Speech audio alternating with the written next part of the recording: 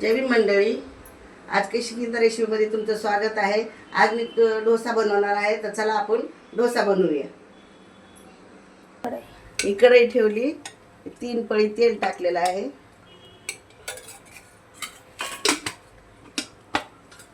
तेल चांगलं कडक होऊ द्यायचं।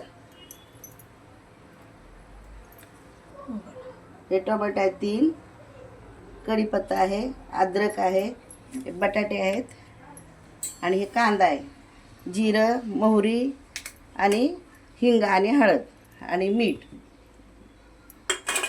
आता ह्याची आपण डोशाची भाजी बनवत आहेत। नंतर कडकडीत तेल झाले की त्यात आपण अद्रक टाकायची पहिल्या परत, त्यानंतर जिरं मोहरी टाकायची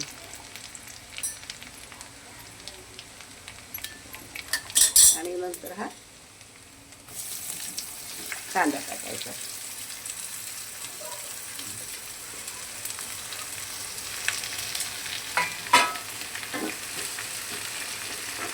कांदा टाकून झाला की हा कढीपत्ता टाकायचा।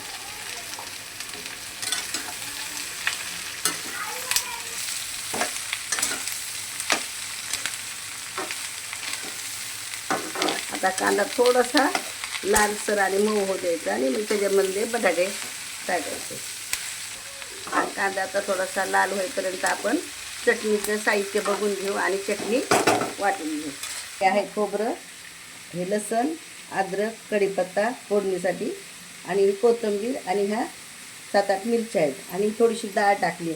डाळ टाकल्यामुळे काय होणार, थोडं मिळून येतो। खोबरा कसा तरी दिसतो, मग हा डाळीमुळे मिळून येणार चटणी, म्हणून थोडीशी डाळ टाका। तुम्ही टाका किंवा नका टाकू, तुमची मर्जी। आता आपण चटणी वाटून घेऊ।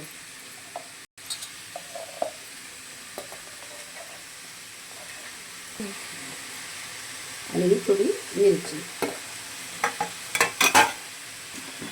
असं मीठ टाकून घेऊया, नंतर मिक्स करायला नको। कांदा खूप लाल करायचा नाही, कारण का भाजी काळी होती। आता हे आपण बटाटे टाकून घेऊया।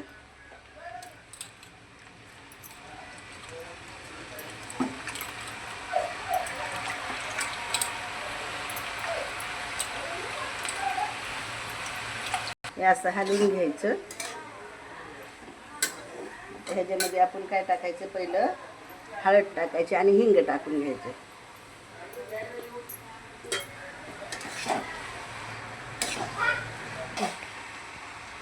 ही असा भाजी हलवून घ्यायची, काळी पडली नाही काय नाही आणि थोडीशी पिवळसर दिसती बघा।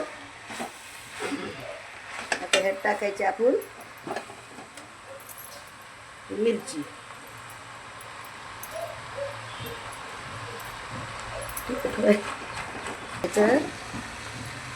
टमाटर,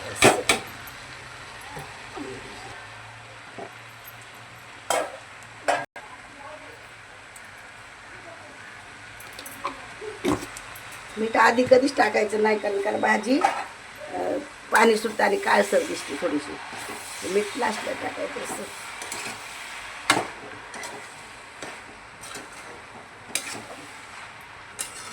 त्या हलवून घ्यायची, थोडंसं झाकून ठेवायचं।